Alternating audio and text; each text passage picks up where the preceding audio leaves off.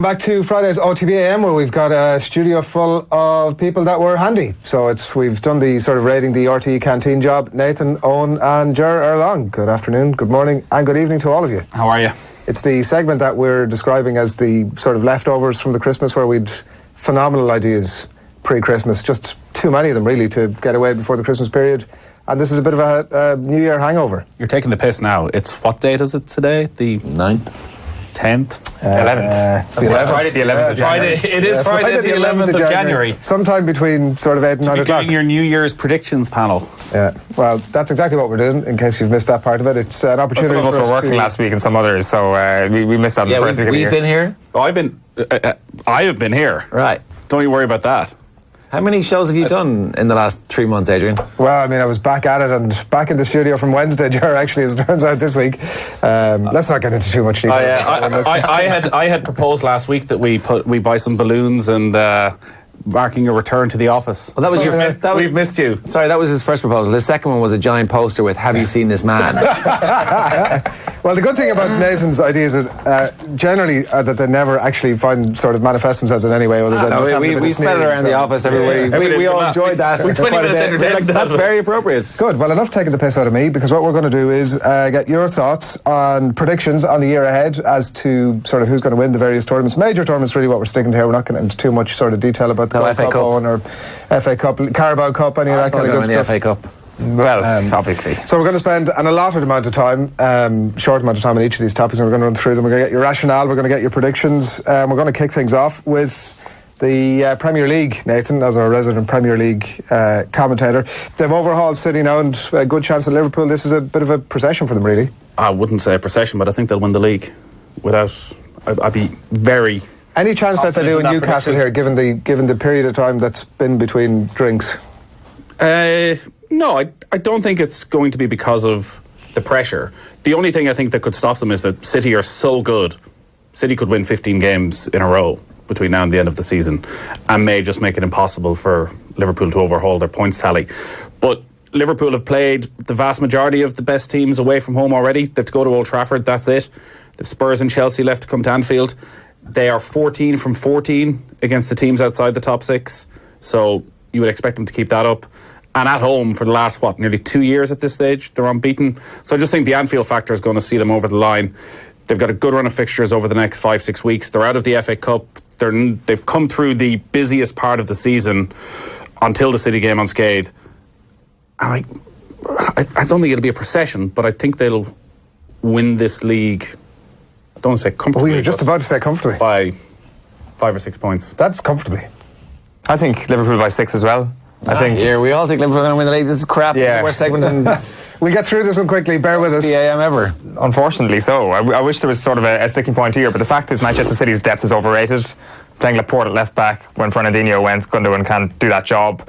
That was the thing we learned from Christmas time. And Liverpool do have depth. Maybe if Virgil van Dijk gets injured, then they're screwed. But attacking-wise, they've got plenty of options. I would say even plenty of options to go 6, 7, 8 points. If Virgil van Dijk gets injured, they're screwed. Well, that's what I just said. That's the one player that they don't have a backup to that's equally good. And Alisson, I guess. So maybe there's another... Is Blavin out? Any prognosis on him? If Virgil van Dijk gets injured tomorrow, they have a problem. But if Gomez is back and Matip are back and Van Dijk ends up missing a month of the season later on, they'll do okay. They'll be able to survive. The confidence, the team, the Jenga piece that he is, starting plays. I just think that he injects confidence into the team in the way that very few other individuals have a similar impact on their team in world football at the moment. It's hard to disagree, but I still feel that even before Van Dijk was there, Liverpool at home were quite good. They don't have a huge amount of difficult fixtures left. If City go on and win every game between now and the end of the season, they'll win the league. By only about 2 points, though.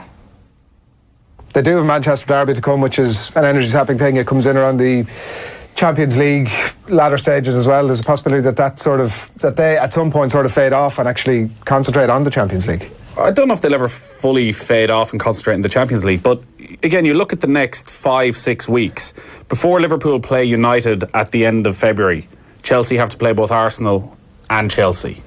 So even a couple of draws, Let's even move on, drop this is points boring. there. City of Arsenal, Chelsea, Come on. yeah, for the first We've leg. all- we've all it's a agreed this is clean terrible. sweep. Liverpool. A clean sweep of Liverpool is what we're going there. Liverpool all the way. I hope we don't get consensus on all these categories. It's on to the Champions League. One English winner in the last decade. Hang on, how does the TV know what I picked already? Last 5 winners have all been from Spain, Ger. Is that going to continue? No, Liverpool are going to win the Champions League. All right. Yeah. That's what I'm saying. I was told my predictions were wild, but That's not a wild prediction.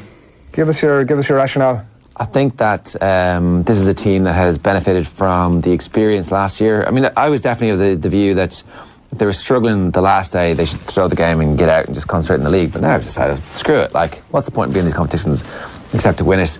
They have a dynamism about them that I think the two-legged nature of everything up into the final is something that they benefit from. There's a brains and just a sense of understanding how games ebb and flow. For example, if they had to play Manchester City again in a second leg after the defeat last week, I would back them to go through at this point. Isn't it ridiculous to suggest that Liverpool are going to win the Premier League and the Champions League this season? Well, I'm going to be right about one of them. This isn't the. I mean, Don't hold me to account on all of these. You're asking for predictions. We're not going to get everything right, so I may as well be gloriously wrong in one of them. Barcelona are going to win the Champions League, and it's kind of has to do with the idea that Liverpool and Manchester City, in my view, are just incapable of doing so this season. I think Liverpool are going to become preoccupied with the Premier League. They talk about the idea. Well, I can speak among these people. I do believe that we talk about the whole idea of history bogging this Liverpool team down. I think the one thing that's going to bog this Liverpool team down is the obsession with this year's Premier League. Jurgen Klopp didn't care that they got knocked out of the FA Cup, and not for one second am I comparing the FA Cup to the Champions League. But I do believe there is a singular focus on the Champions League from a Liverpool perspective, which isn't going to serve them too well in Europe, particularly if they're well in the running going down the line. Also, it's quite simple. If you've got a team that's got Messi, Suarez and Ousmane Dembele, who's finally started firing for Barcelona, then you've got a pretty good chance. The one thing is, can they get Philippe Coutinho back into some sort of form or finally hit some sort of purple patch for Barcelona? Then they're onto something. Like, I do have reservations, and I can see why people have reservations about maybe the midfield. Are Vidal and Arthur actual Champions League winning? Are they part of a Champions League winning midfield? And also, who's going to partner Piqué at the heart of the defence? I disagree with both of them. This time last year I thought Liverpool would go deep into the Champions League because their style of play was so well suited against better teams.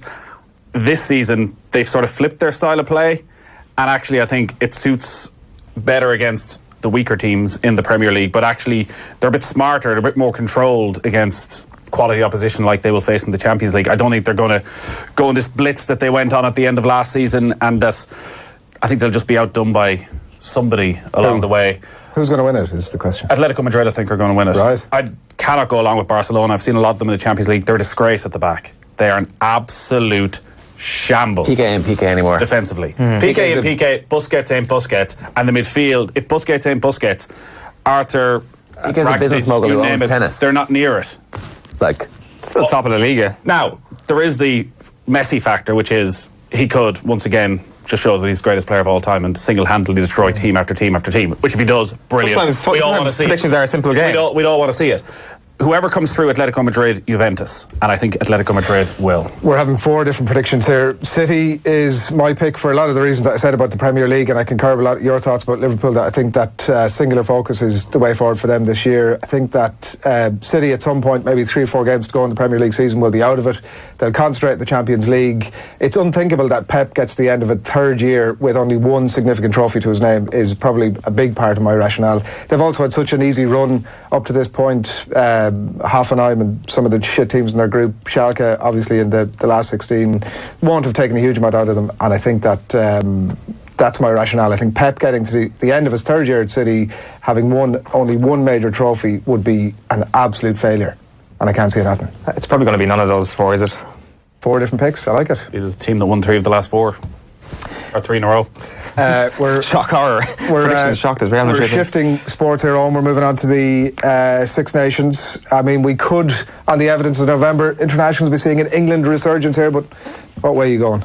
Well, England coming to Dublin means it's Ireland's easy year. They're going to win the Six Nations. They're probably not going to win the Grand Slam, just because I think our card is marked by everybody. So where do they come a cropper then? Principality Stadium. They're going to lose to Wales, and it's such an easy answer But there's a reason why it's an easy answer. It's because, like, when it comes to our easy year, like we've obviously managed to do it in 2009, getting the win there on the last day of the campaign. And there, every sort of element you speak of in terms of comparing man for man of Ireland to any other team in the Six Nations, we are clearly the superior team. I just can't see how we can lose more than one game. And I think that one game is going to be on the road. I don't see us losing in that. That's the last game. So for the second year running, you're saying we'll have this thing wrapped up before we even get to the final Yes. game? Wow. Yes. I think Ireland will win the Six Resident Nations. rugby man. Wow. I mean, I'm just reading the Examiner. Bit harsh on I was his just journal. reading your article in the Examiner this week, and it said rugby in particular was the phrase that it used. So Did it? Do you have an Examiner column? there was a feature article on. Look it up. It's I really must look this up. for a lot of reasons. It's absolutely Your New amazing. Year's regime obviously isn't working so well since you got the photograph taken. Oh, Jesus Christ! Wow. Wow. Shots fired. Says the man who was straight out to the marketing department going, are all our photos going to be exactly. We're all interested in that question. 100%. By the way, if anybody out there has not read Nathan's piece in the Examiner this week, he gave an interview to The Examiner. Esther in The Examiner. Esther who? Nathan. Don't be a dickhead. Anyway, go and check it out. It's hard for him. It's hard because he gets a natural inclination. it's a tangent, but it's a great piece. Ireland Please will win the Six Nations, recommend- but not the recommend Grand you go and Slam. Check it out. I agree with Owen. They'd fall at Wales. That in post. Yeah, or possibly fall against England at home. I don't think it'll be that straightforward, particularly if Sexton comes a cropper. Yeah, we are managing. Wales are going to win the Grand Slam. Wales are going to win the Six Nations. I don't know about the Grand Slam. I think Wales have been quietly over the last 18 months giving opportunities to countless players. They had a brilliant November series, which they never do. Gatland has been no doubt looking at this non-stop hagiography of Joe Schmidt going, hang on a second, I'm the best New Zealand coach coaching outside of New Zealand, and I have never once been linked with the All Blacks job. What the hell? But he's going to wait for the World Cup to do the ambush. I think he's going to have a slaloming run this year. A few injuries coming in. Halfpenny, I read this week, is out for the first important player for them, obviously out for the first few weeks. Yeah, I mean, I think they actually now have enough strength in that to be able to deal with Lee Halfpenny missing. Just a quick word as an aside on that. He's still injured from that late tackle that wasn't a yellow card. There wasn't a red card from the November Internationals when that was outrageous. This is exactly why rugby is struggling the way it is. Key players like that missing months and months and months with brain injuries as a result of late tackles. Come on. Yeah, I'm going for Ireland as well. I think that's 3 versus 1. I'm going for Ireland as well. Don't think they'll get the slam done. Probably go along with a lot of your rationale. There's one caveat for me, and it's if they pick up some injuries, which they're already going into the tournament with the likes of obviously Sexton and Henshaw. And a few others, O'Mahony, a few other players with knocks. At some point or another, Schmidt might look to start trying to manage some of these players, obviously, with the year that's in it. I know the World Cup is a long way away, but he may look to start managing some of the players. That's my one little caveat about Ireland, that if halfway through the tournament, Sexton's walking around on one leg, there may be a temptation. Six Nations matters not a jot. Yank him out of the... Well, only for the momentum, right? Well, that's all bollocks. We traditionally win these, don't we? No, but do you not... Well, did England not win it the year they won the World Cup and destroy everybody in I front think of the them? message you would send out... 7. But do you not want... Do you not want to go into the World Cup as the best team of the world? Everybody scared shitless of you thinking, this team has shown for the last 18 months. Don't care. We can't get them. How you appear on the day of the match is what matters. All that stuff that goes before that is completely irrelevant for a team of Ireland's quality at this point. It's like Ireland hammering Scotland in the Six Nations means nothing the day of the Ireland-Scotland game in the World Cup. Okay. One vote for Wales. The third favourites, they are, because I looked this up, 9-2. It's a good bet. Are you on it? I'm not at the moment. Getting on it soon? Backing up your bet is what I'm asking you here. Yeah, 100%. I would definitely. That's a legitimate... Liverpool are not going to do the Champions League and Premier League double, but there's a really good chance that Wales are going to win this thing. They've got Ireland at home. You've literally just said earlier on that they're going to win the Premier League and the Champions League. Yeah, it's unlikely that they're going to do both. They will do one of those. They'll do one of those, and I'll be right about one of them. Which the only clip we're going to take is the clip of him going, Liverpool, there's no way Liverpool are going to win the Champions League and the Premier League double. Champions Cup, Leinster 7-4 favourites to win it. They've had a bit of a wobble, obviously. It's Saracens, Racing and Munster in that order after them in terms of the What favourites. odds on Munster? 9-1. So The final is this year in Bilbao. No, it was in Bilbao last year. You were there. Last year. Newcastle. Newcastle this year. Yeah. What are you thinking? I'm thinking that it's going to be Munster, that Joey Carbery is going to kick Munster to glory in the European Cup final. Do you like Joey Carbery, you do? And that, I would be much more happy about this prediction if I knew what the injury prognosis was for Chris Farrell when this was taping, because in the meantime the news has come out about his injury, and so I just that would have been, if they have a full deck, I think that all of the issues they've ever had over the last 3 or 4 seasons, when they've been perilously close to winning this thing, like they get hammered in a semi-final, everybody's, they're miles behind, but actually fix a few little things, and we see in rugby all the time in those back-to-backs that if you fix a few things from one week to the next, then you can affect a massive turnaround really quickly. I just think Munster are at the moment the most dangerous team.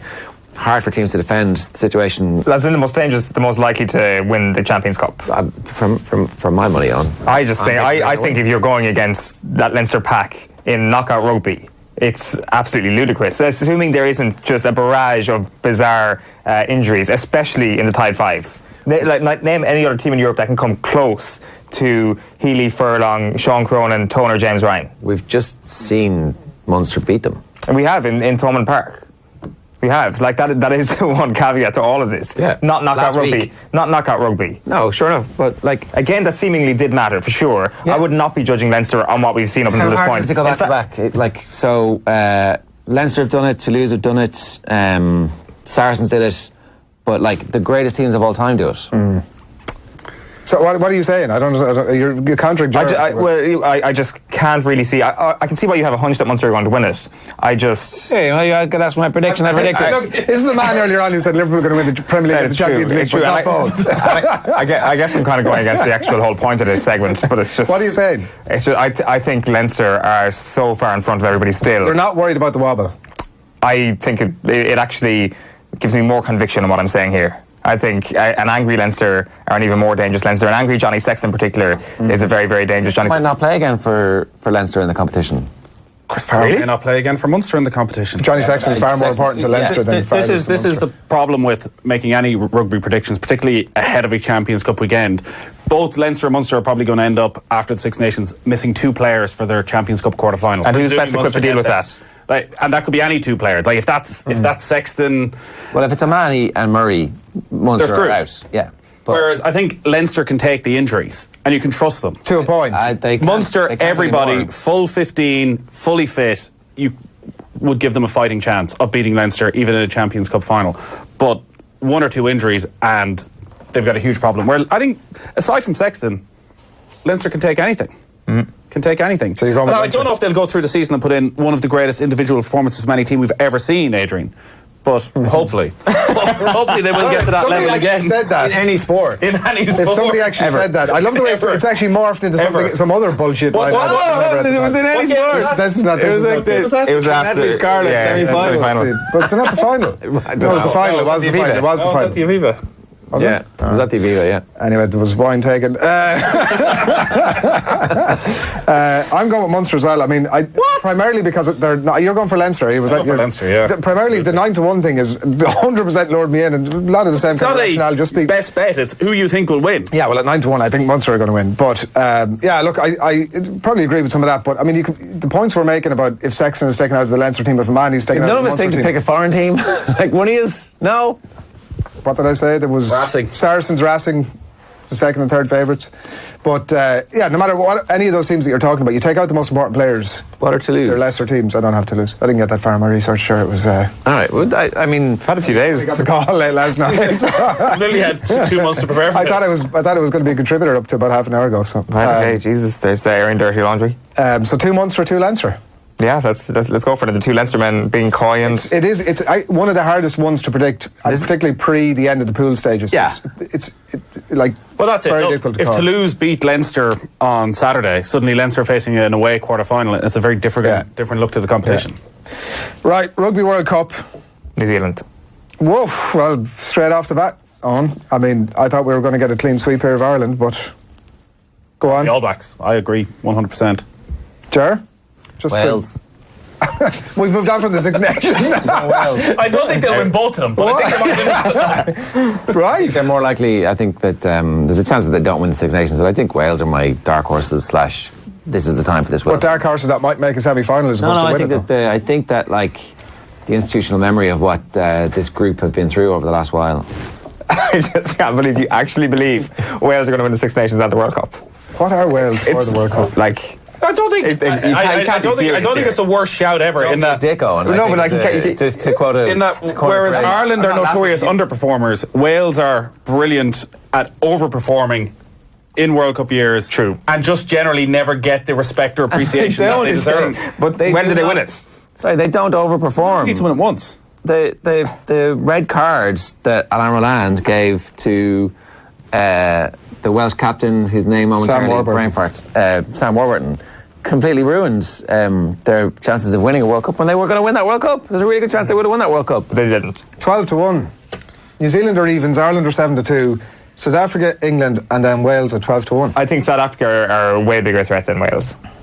Way bigger threat. I think if Ireland are going to get knocked out, there's every chance we go out in the quarterfinal again to South Africa, and it won't even be that big. Yeah, well, we've one of if everything goes, we may have South Africa. Obviously, if things stack up the way we think they're going to stack up in the quarterfinals, and after that, it's one of England, Wales, France, or Australia in the semi-finals. Like one of the biggest things that goes against us is the baggage that we have from these tournaments, like that South Africa won't necessarily have, or New Zealand won't necessarily have if we meet them at that stage of the tournament. That for us, success is actually getting to a semi-final here. Not. No, it's not. It is. We've never been there before. If we've never been there before, Shit. that represents if we get success. to a semi-final and lose, the same argument about we should have tried to get the draw against the All Blacks that time. It was like, that would have been success for us because we never got the draw against them before. It's nonsense. The only thing is success is winning a World Cup or losing a close final to New Zealand. Anything else is absolute failure. Obviously, winning.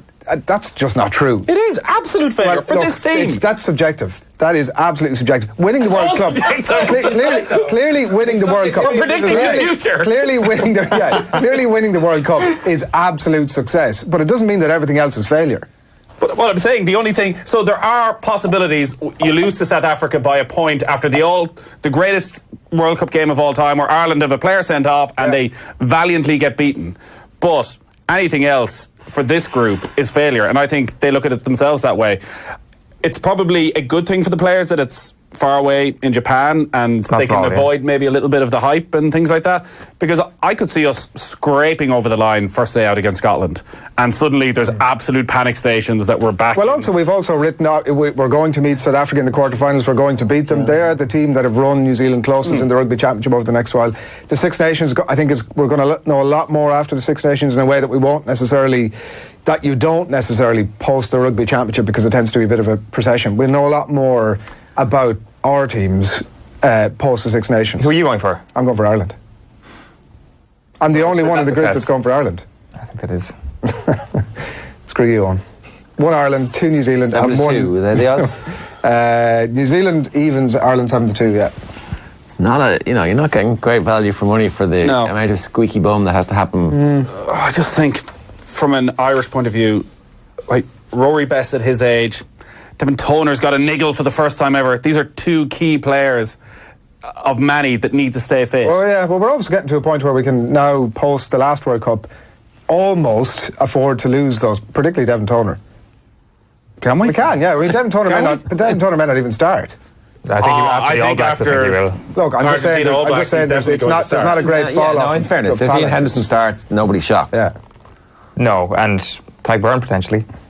Yeah, I don't think anybody's shocked. It is 10 months away. Like Ireland need 4 big performances in the space of 6 weeks here, and then quarter-final, semi-final, final, 3 in a row.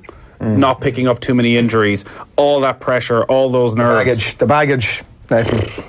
As Mayo people know all Pool D about. winner plays runner-up Pool C, which is going to be England, France. So Australia are going to play England or France in the quarters. I mean, if you were listening 2 minutes ago, we're going to win that.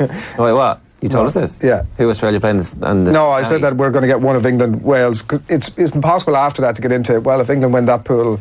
So it's one of England, Wales, France, Australia in the semis first. I.e. we avoid New Zealand until the final, which everybody knows. Unless South Africa beat them on the first day. I was in the process of making a beautiful segue there from talking about that to Mayo and into the football Championship for 2019. The question I want to ask is, in what year do you think Dublin will not win the All-Ireland Football Championship? When do you see that next happening? I don't see it not happening. I just think it'll be a one-off freakish result. I think Dublin will win 8 of the next 10 All-Irelands. Kerry will win 1 and somebody else will win 1. It's impossible to make a case for somebody right now head-to-head beating Dublin, but it's not to say that in an All-Ireland semi-final I don't want to say a freak result can happen, but Kerry could beat them, Mayo could beat them, Donegal could beat them. I think they're the only 3. I think you can make the case, the best way to make the case is that Paul Flynn was a generational talent, that Dermot Connolly was a generational talent, and that Bernard Brogan were generational talent, and that actually the lads who are coming behind them have so far within the system, and because of the systemic greatness of the Dublin footballers and the lack of quality in the opposition that they faced, have been able to just about grind out the All-Irelands when those lads have not been at their peak. So the emergence of, is Conor Callaghan as good? Who was grinding out All-Ireland? The Dubs. They destroyed Tyrone last year.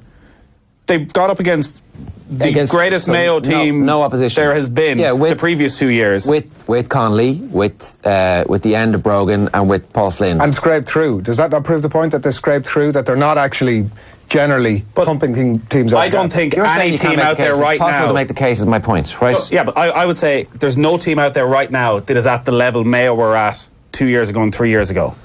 No, that's true. Physically. Hang on a second though. Those Mayo teams underperformed. They were not tactically astute. They did not do all the things that they were supposed to do. They missed frees at key moments of the games. We have talked this Mayo team into a position of all-time greatness on the basis of legend, when actually, if you were to coldly analyse, they made countless mistakes that I think that if James Horan had been the manager, they wouldn't have made. Right? I just think that that we have retrospectively, because the games were so good, and because they were so dramatic with the own goals and all that stuff that happened, that we've accidentally talked Mayo into being the equivalent of Tyrone or Armagh in the noughties. No, we haven't. We have. No, we haven't. They won All-Irelands. Nobody is comparing them to Tyrone or Armagh because they didn't win the All-Irelands. But you're right, they were within one kick of the ball of beating what many people feel was the greatest team of all time. I do agree that 2 years ago, 1-15, I think Mayo were a better team than Dublin, 1-15, but didn't win it. But I don't think there's any team right now you could say 1-15 is near this Dublin side. Well, like you talk about the Dermot Connolly / Bernard Brogan era, and you talk about the lack of. You didn't say this term, but if you want to subscribe to the theory of no generational talents coming through, well, forget that straight away, because 3 people who are still in their pomp that are automatic generational talents are Brian Fenton, Kieran Kilkenny, and Jack McCaffrey. There is no question about that. Then it's up in the air. Is Conor Callaghan a generational talent? I suspect he might be. Is Brian Howard a generational talent? We don't know. I suspect he might be. We don't know yet. Is Niall Scully a generational talent? Probably a rung below the other 2 lads, but every chance he could be as well. You look at the backs. Is Owen Merchant going to become a generational There's almost no case to be made on a 1-15 basis that there's any team in the country that comes close to Dublin. 2021 is when Dublin are not going to win the All-Ireland next. The 7 in a row will be up for debate, and Kerry are going to beat them in 2021. Well, Banty was in here on Saturday who reckons that this Dublin era will come to an end over the next couple of years, and then we'll be into the era of the great Kerry sides. That's not true either. That's not true. Dublin will never go away from being in contention every single year. This is just the new reality. I think the other thing that Dublin have done is that they've decided that they're going to control the games in the basketball style, and that actually allows teams to get a foothold. Okay, so last year Tyrone didn't manage it, right? And nobody managed it because they didn't play anybody who were really good at any point across the season.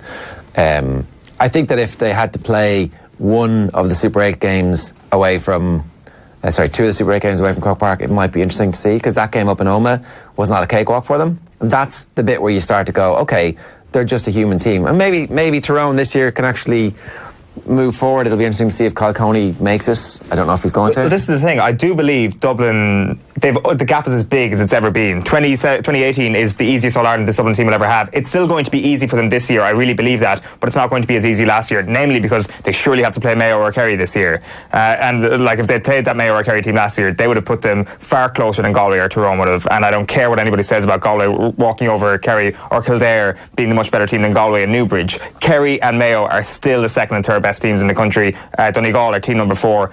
and number 4, you reckon? Yeah. Yeah, and Galway and Tyrone, who were the semi-final and finals last year, are team 5 and 6. Push them closer. You know, obviously dominated Ulster last year. They were in the group. They were in the Super 8 group, though. To be fair, of the All-Ireland of both All-Ireland finalists. I know, but there are going to be injuries. Like already, Michael Murphy has had knee surgery at the start of the year this year, and Ryan McHugh is back in. The dream team, the managerial dream team, is in place. I really like Donegal and what they did last year, but it is having absolutely everybody available. If Murphy's fully fit, McBurty's fully fit, Ryan McHugh is fully fit, they could be the best of the rest. You need a bit of luck to challenge the Dubs. Like Mayo, to be fair, what big injuries did they have the 2 years they pushed them? Whereas last year when they lost Tom Parsons and they lost Shemi O'Shea, if they had those 2 players for the Kildare game, they probably would have survived. Mayo gone? No, the way I look at it is still, Mayo and Kerry are the only 2 teams that could beat Dublin, but there's about 4 other teams then that could beat either any of Mayo or Kerry. Either way, it ends up with Dublin winning the All-Ireland. Super 8 also is largely fixed to allow Dublin to have any mistakes and get through it. Jared, the whole thing is fixed for Dublin to win. I do think one of the most interesting things is outside of that, because obviously it was clearly 4 Dublins, but one of the most interesting things outside of that will be the impact of the Super 8s as the years go on, and the Kildares or the Roscommons over the next few years. Those floating teams, do Kildare and Roscommon get the benefit of those Super 8s and maintain their position, or are those teams floating in and out? Kildare have just lost Daniel Flynn for the year, so forget about them is what you're saying. They're out. The All-Ireland Hurling Championship is the next port of call. Can Limerick back it up? Tip weren't that far off. We've just spoken about the managerial dream team in Donegal. Obviously Liam Sheedy back in there. Galway favourites. Highly possible that a Cork or a Clare jump in here somewhere. Nathan, what are you thinking? I like Cork. I like John Myler. Like what I saw from them last year. They weren't too far away. Very close. I was looking at it, and a spread of an extra 5 points across 3 games in the Munster, whatever it's called, league. Championship. But whatever the new format is, would have resulted in 3 wins, whereas it was a loss and 2 draws. Yeah, and I thought they were the grain of rice, isn't it? I thought they were probably better than Limerick for well over an hour of that All-Ireland semi-final. They just seem to be missing. They're missing a bit of steel or something still. They seem to win I don't want to say the soft games in Munster, but shots fired against Cork. The first day accuses Cork of lacking bottle. Remember the first day against Clare? It didn't feel like a Munster Championship game. They ground that out, but I think Cork are going to win the All-Ireland. Of course there's question marks over a character of a team who let that lead slip in an All-Ireland semi-final. There has to be.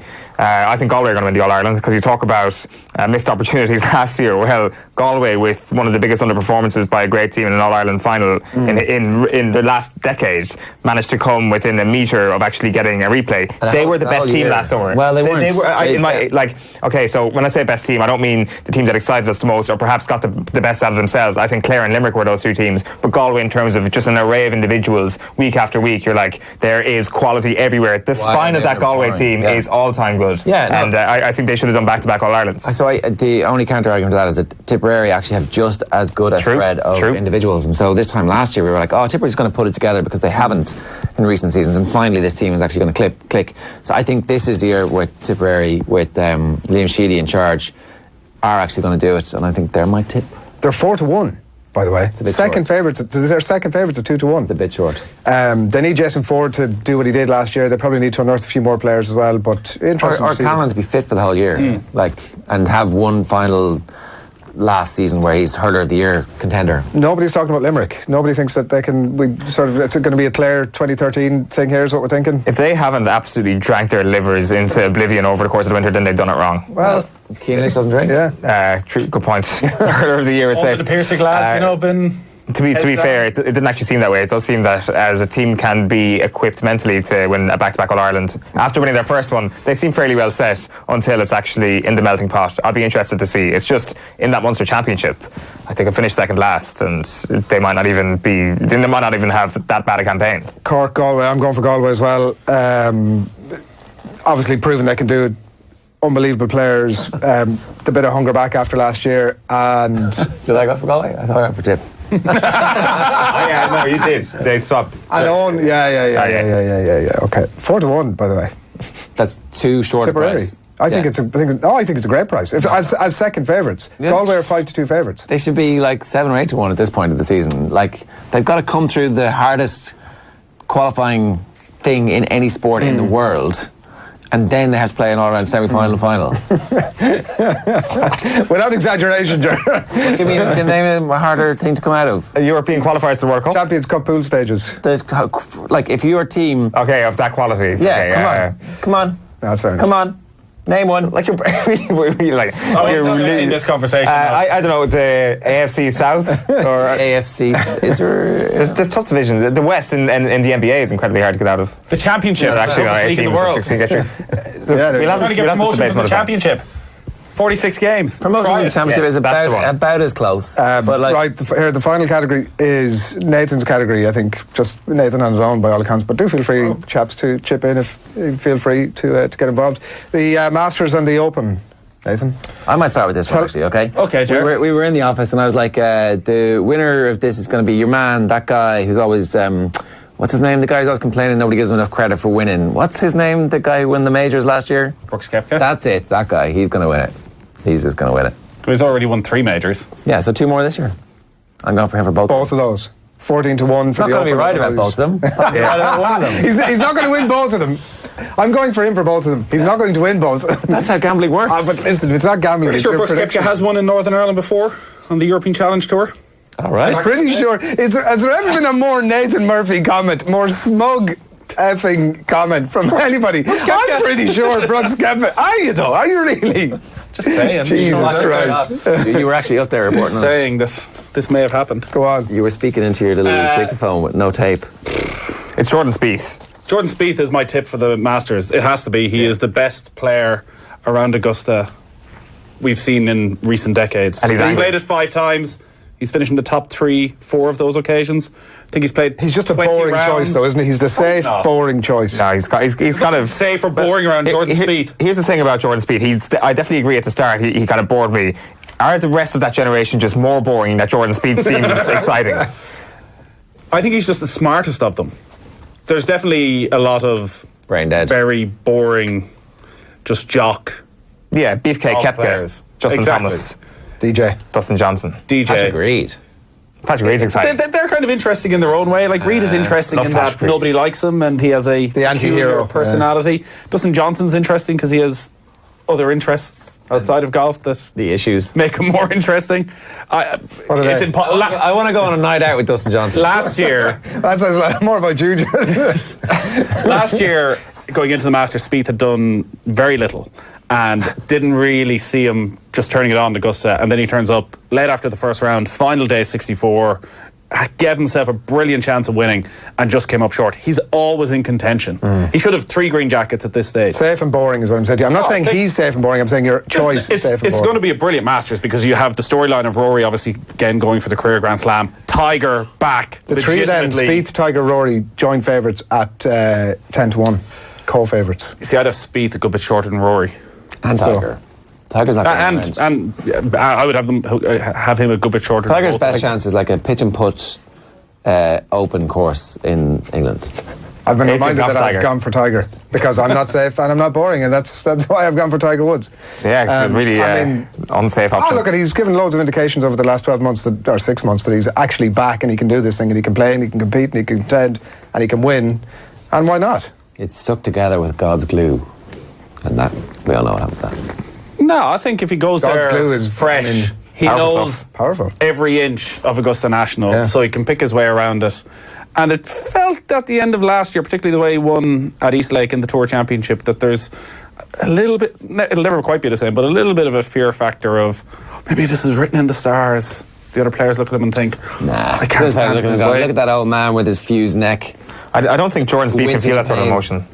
No, Spieth won't. That's why Spieth will win this. Yeah, I think also the fact he didn't get invited to the Tournament of Champions. He's an angry man going You into don't get the. invited to Tournament Well, of Champions. you play your way into it. It's a very simple, You play your way simple into it. way of Okay. qualifying. Sorry, let me You win a tournament rephrase. and you get to the Tournament of Champions. He didn't win it. a tournament, so therefore he doesn't get in. Sure. Any So tournament he's last year? No. he's there watching it on television. Yeah, Zero he's, wins. Oh, he's collapsed. He's washed up. He's And his past it. putting wasn't what it Right, was. but yet you're saying 10 to 1 is too much. Yeah, because he still very nearly went and won the Masters last year, having a really poor season. I think he loved Port Rush as well. Like with Birkdale when he won the Open last. And I'm not like, all I'm saying is that's a links course and that's a links course. It's a very simple thing to say. And last year was at the links as well. They're all you're links courses. going Spieth, Masters, Koepka Open. No, I'm not sorry. Go Open. Yeah, you did say it. You did say No, it. I'm pretty sure you smoked comment earlier on. I think I'm pretty sure you'll find. that's a long way. It's never been played at Portrush before. None of these players have played an Open. Like, Tiger. Nice. Did you not just rubbish my... I know you did sort of substantiate it slightly. Like, it all depends on the weather, how windy it is up there, but right now I would probably go... You went for Garcia for the Open, apparently. Did I? Shit. Sergio's who I'm going. Sergio. I fully believe that Sergio's going to win the Open. Jesus Christ. I went for Brooks, but Tiger I could accept. So I think there's if he's going to win I'm fully anything, convinced it's going to Sergio Garcia is going to win the Open at Portrush. Why? Listen. I mean, because he said it earlier on, and then He forgot has about the it. monkey off his back with a major. He's settling into married life. And how has he all done in that majors sort of since that stuff. monkey's come off the He's back? done very little, but you see, links course, rub it in Harrington's face. Rory's going to do it. Rory's going to get the Open, and he's going to come back on and remind us all in Europe about what this amazing talent is all about. Who are you going for? Well, I kind of went for the Gilroy technique of just picking Speed for both of them. All right, just shoot for the stars, land on the moon. Boring and stays. Speed, I gave a reason why Speed's going to win the Open as well, because that links course, which is very unusual for the Open. Any final random predictions for 2019? You can draw out of your jar, particularly if you got any more wild bits. That you might get a full 3 hours out of a Friday show some morning. Right, that is it from... Thanks very much for getting up so early in the morning, lads, and coming in. You're Anytime. absolute saints for doing thanks this. for having I us. really appreciate it. Myself and Owen are off to change our jumpers for the next segment, which I believe is going to be sensational.